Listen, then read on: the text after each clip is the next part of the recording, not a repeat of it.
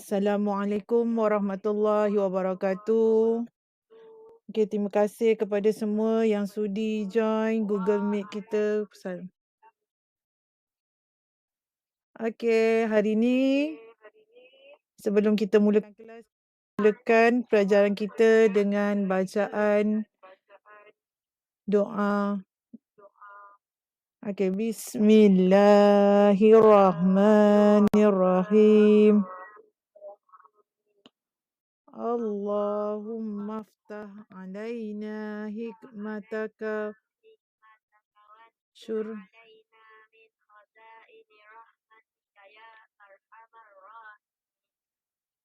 Amin. Israh li sadri wa yassir li amri wahlul 'uqdatam min lisani man warzuqni fahman.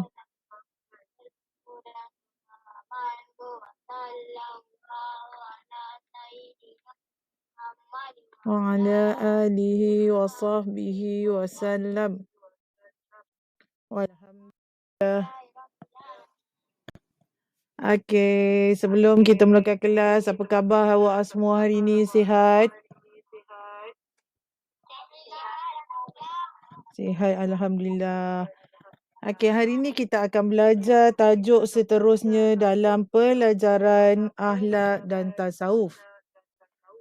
Seperti yang awak lihat dekat paparan skrin masing-masing, dekat situ saya ada keluarkan beberapa huruf yang mengandungi. Yang pertama huruf apa tu? Ni huruf apa ni? Ra. Yang kedua huruf apa? Hamzah. Yang ketiga huruf apa? Ya. Dan yang keempat huruf alif. Daripada empat perkataan ni, apa perkataan yang awak boleh susun menjadi satu? Apa perkataan yang boleh disusun daripada 4 huruf yang berada di skrin awak ni? Yang berkaitan dengan tajuk pelajaran kita. Apa? Riak.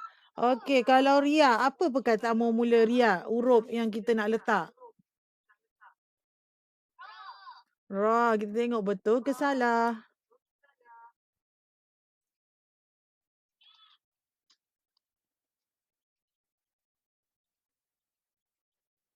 Nak keluar. Kejap.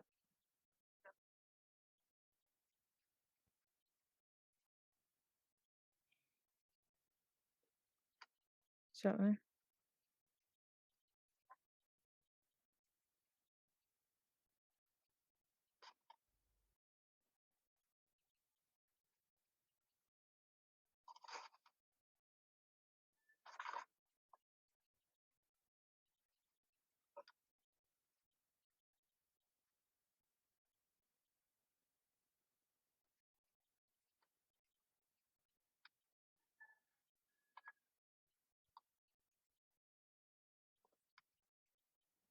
Okey, pertama sekali huruf ra. Kita tengok. Okey.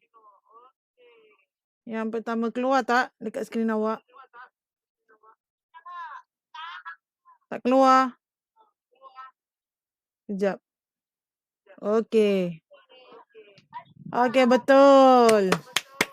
Yang kedua huruf apa? Ya.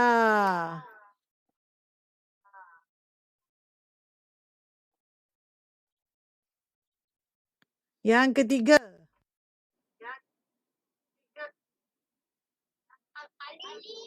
Alif. Betul. Dan yang keempat.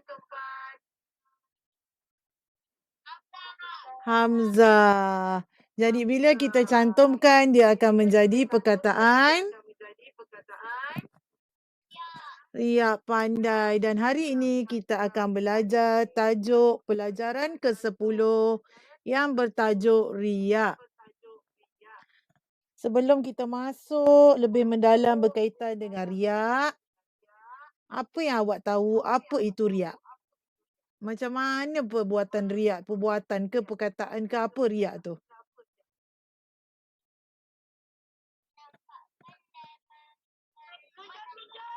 Pandai menunjuk-nunjuk. Lagi lain.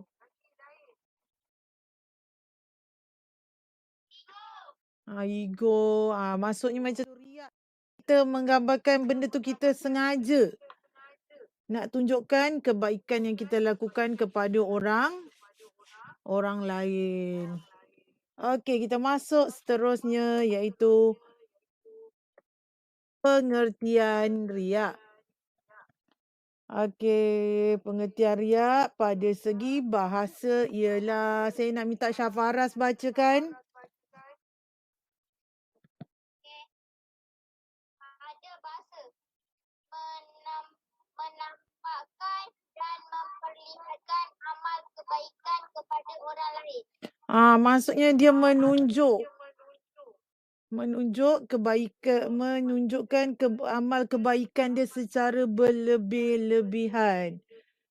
Contoh benda tu kita boleh secara sembunyi kita nak buat.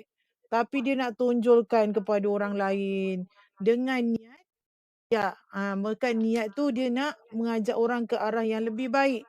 Tetapi dia nak menunjuk-nunjuk ke orang tu, oh saya mampu buat ni, saya mampu beli ni. Itu maksudnya. Okey, seterusnya. Bagi segi istilah pula. Wafi boleh baca tak?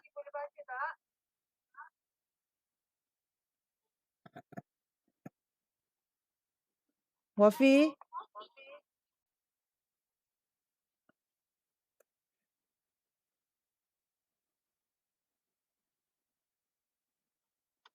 Memperlihat apa?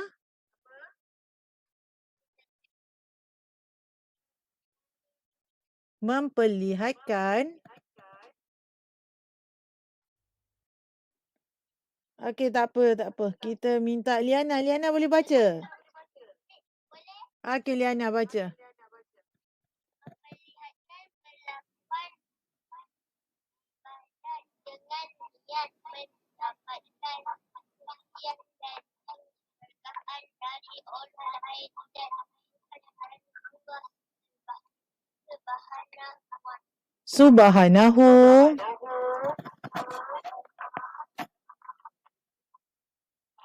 Okey. Pengertian riak pada istilah ialah memperlihatkan perlakuan ibadat dengan niat mendapatkan pujian dan penghargaan dari orang lain dan bukan kerana Allah. Macam saya cakap tadi, maksudnya membuat sesuatu kebaikan untuk menunjuk-nunjuk kepada orang lain. Contoh macam awak kat sekolah. Awak nampak sampah. Waktu orang lalu, tak ada lalu, awak tak pungut pun sampah tu. Tapi bila orang ramai, awak pungut semua sampah.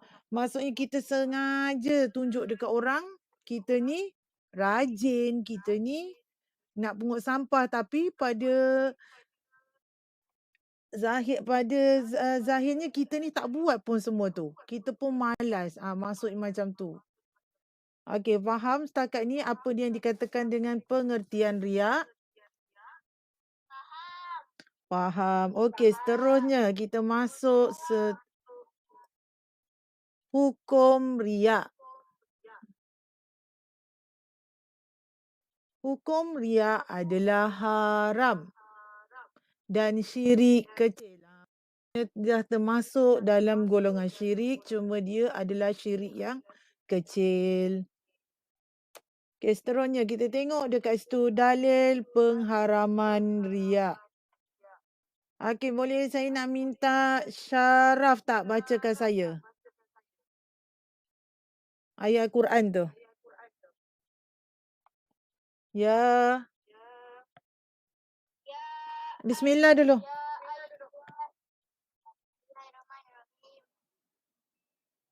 يا أيها الذين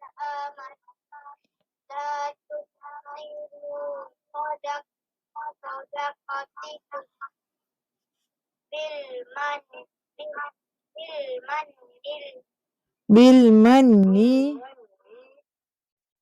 بالمن والأذى kalladhi له رئاء ri'a annas. Okey, ayat yang telah baru saja dibacakan oleh Syafaras ialah daripada surah Al-Baqarah ayat 264. Okey, ertinya. Syaraf, minta maaf. Okey, siapa yang boleh bacakan saya ertinya? Okey, Huda, tolong saya bacakan. Apa dia erti dia? Wahai. Wahai orang Islam yang beriman, Ya. jangan rosakkan pahala Amal. kamu dengan perkataan membangkit dan kelakuan yang menyakiti seperti rusaknya harta. Orang yang membelanjakan hartanya kerana hendak menunjuk-nunjuk kepada manusia. Maksudnya dia menunjuk-nunjuk apa yang dia ada tu, itu yang dipanggil sebagai riak. Kita dilarang untuk bersifat menunjuk-nunjuk ataupun riak atas apa yang kita lakukan. Maksudnya apa saja perbuatan yang kita lakukan, kita mesti berniat kita buat semua tu kerana Allah. Okey, seterusnya. Kita masuk seterusnya iaitu kategori riak. Kategori riak terbahagi kepada 5. Okey, yang pertama, dalam penampilan jasmani. Apa yang dimaksudkan dengan riak dalam penampilan jasmani? Apa contoh dia? Boleh seorang tak bagi saya contoh?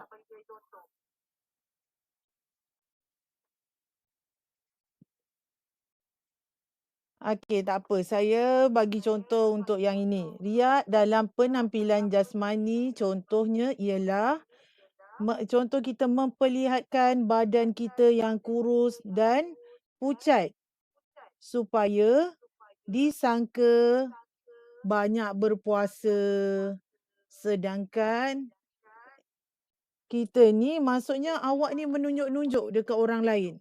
Awak pucat, awak lesu, awak menampakkan awak ni berpuasa padahal kita tak berpuasa. Tak pun kita ni menampakkan kita ni rajin bersolat tahajud. Tak semua pun yang dekat situ yang kena. Maksudnya kita tak perlu pun nak tunjuk-tunjuk ke orang lain. Kita boleh je nak pakai bedak ke bagi muka kita tak nampak pucat. Tetapi atas sebab kita nak riak, nak orang tahu kita ni berpuasa, kita pun sengajalah menampakkan muka kita ni lemah, muka kita tak bermaya. Okey. Selamat datang kepada pensyarah saya baru masuk. Terima kasih, Tuan. Okey, kita sambung seterusnya. Riak dalam perbuatan. Awak dengar tak yang lain? Okey. Okey, riak dalam perbuatan. Seperti apa contoh perbuatan awak yang menampakkan awak ni riak? Menundukkan kepala dan memejamkan mata supaya hanya memikirkan perkara akhirat. Okey, sebagai contoh yang paling mudah. Tadi awak punya tu macam susah kita nak faham. Okey, yang paling mudah contoh awak baca Quran, awak pergi masjid. Tapi niat awak tu untuk menunjuk-nunjuk, nak nampak awak ni rajin baca Quran, awak pegang je Quran hari-hari. Awak pergi surau hari-hari, tapi niat awak tu bukan untuk kerana Allah, tetapi nak orang semua pandang kita.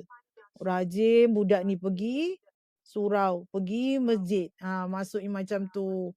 Sengaja kadang-kadang dia lalu depan orang-orang ramai, dia pakai songkok. Maksudnya macam tu. Okey, seterusnya yang ketiga. Riak dalam penampilan pakaian. Contoh kita ni sengaja nak pakai baju buruk, pakai baju busuk, pakai baju bertampal-tampal, nak menampakkan kita ni seorang yang zuhud. Maksudnya kita tak suka kecantikan, kita tak suka maksudnya berlebih-lebihan dalam pakaian kita. Itu maksudnya. Okey, seterusnya yang keempat, riak dalam perkataan. Sebagai contoh, awak berzikir. Macam mana berzikir tu? Berzikir di hadapan orang lain. Padahal awak boleh berzikir dalam hati je. Atau sebab awak nak tunjuk ke orang, awak ni suka berzikir, subhanallah, subhanallah, berzikir kuat-kuat. Itu maksudnya. Okey, seterusnya, riak dalam persahabatan. Apa riak dalam persahabatan? Siapa boleh bagi contoh kat saya?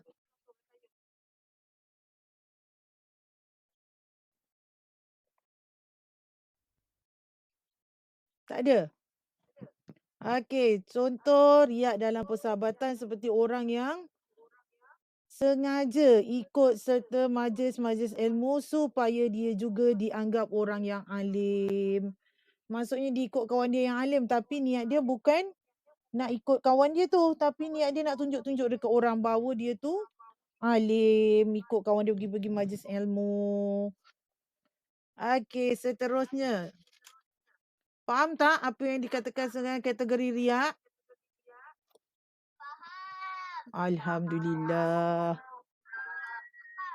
Okey, kita masuk subtopik yang seterusnya iaitu ciri-ciri orang yang riak. Macam mana kita nak kenal orang tu orang yang riak?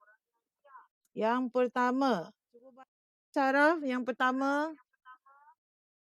Suka Mempeli.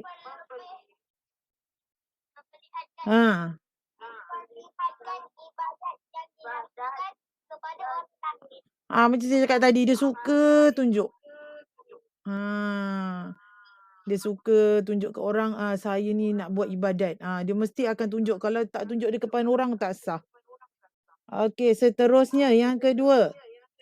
Huda boleh bacakan saya yang kedua?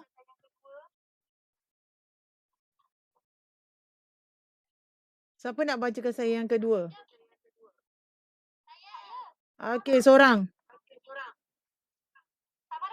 Okey, Syafaraz. Suka menerima pujian dalam setiap amal yang dilakukan. Maksudnya dia buat benda tu dia memang mengharapkan orang ni puji aku. Mesti dia akan sanjung aku maksudnya. Itu maksudnya dia mengharapkan bukan kerana dia ikhlas. Okey, seterusnya yang ketiga. Siapa nak baca yang ketiga? Siapa? Okey, Jana. Terusnya baca Liana. Perubahan sikap dan cara pertuturan apabila bersama orang yang Berkedudukan. Maksudnya perubahan sikap baik-baik dia ni jenis kalau dengan kawan-kawan dia macam dia baik. Maksudnya tiba-tiba dengan dia duduk dengan orang yang lebih berpangkat tinggi, dia terus dah tak nak kawan dia yang lama. Maksudnya dia berubah sikap dia daripada seorang yang mesra contoh dengan kawan-kawan dia. Tiba-tiba dia dapat kawan lain yang berpangkat tinggi, dia dah tak nak kawan dengan kawan dia yang lama. Itu maksudnya. Okey, seterusnya. Cara menghindari sifat riak. Macam mana kita nak hindarkan diri kita dari bersifat riak? Okey, yang pertama. Solat. Itu antaranya pandai. Solat pun antara salah satu contoh kita nak bimbing hati kita. Okey, tapi dekat situ kita boleh tengok. Okey, siapa nak baca yang pertama?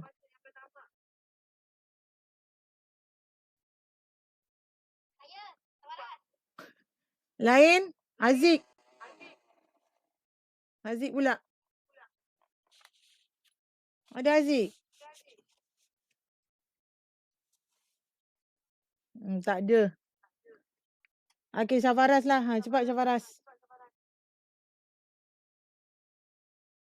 Cara menghindari sifat riya. Okey. Sedar bahawa segala kebaikan dan amal yang dilakukan adalah bantuan dari Allah. Maksudnya di sini segala kebaikan dan amal yang kita lakukan bukanlah sebab keupayaan diri kita 100%, tetapi semuanya atas bantuan daripada Allah. Kalau Allah tak benarkan sesuatu tu terjadi, maka tidak terjadilah benda tersebut. Maksudnya macam tu. Jadi kita jangan terlalu riak dengan apa yang kita ada. Sedangkan kita tahu benda tu adalah atas daripada Allah Subhanahu Wa Taala. Okey, seterusnya. Yang kedua. Mengetahui. Fakri. Baca Fakri. Mengetahui bahawa dia akan melakukan segala amalan yang telah dilakukan selama ini. Okey, yang kedua, mengetahui bahawa perbuatan riya akan membinasakan segala amal yang telah dilakukan selama ini. Maksudnya amal kita yang dah buat yang lepas-lepas tu atas sebab kita riak ni, amal tu akan dibinasakan sebab atas niat kita, atas hati kita yang menunjuk-nunjuk. Okey, seterusnya. Saya baca yang ketiga. Ada yang nak baca yang ketiga? Saya. Okey, siapa? Huda. Saya. Saya siapa nama? Huda. Okey, Huda. Baca Huda. Sentiasa. Ingat dalam apa jua keadaan, walaupun kita dipandang mulia. Okey, sentiasa beringat dalam apa jua keadaan walaupun kita dipandang hina. Okey, dan yang terakhir. Okey, siapa yang nak baca yang terakhir? Saya Syaraf. Syaraf baca sentiasa. Sentiasa beringat dalam Yang tu tadi terbalik dia dah baca. Huda dah baca tadi. apa jua keadaan. Sentiasa menyedari bahawa Mana cikgu tak keluar pun kat sini? ada. Dia duduk nombor 3 tu.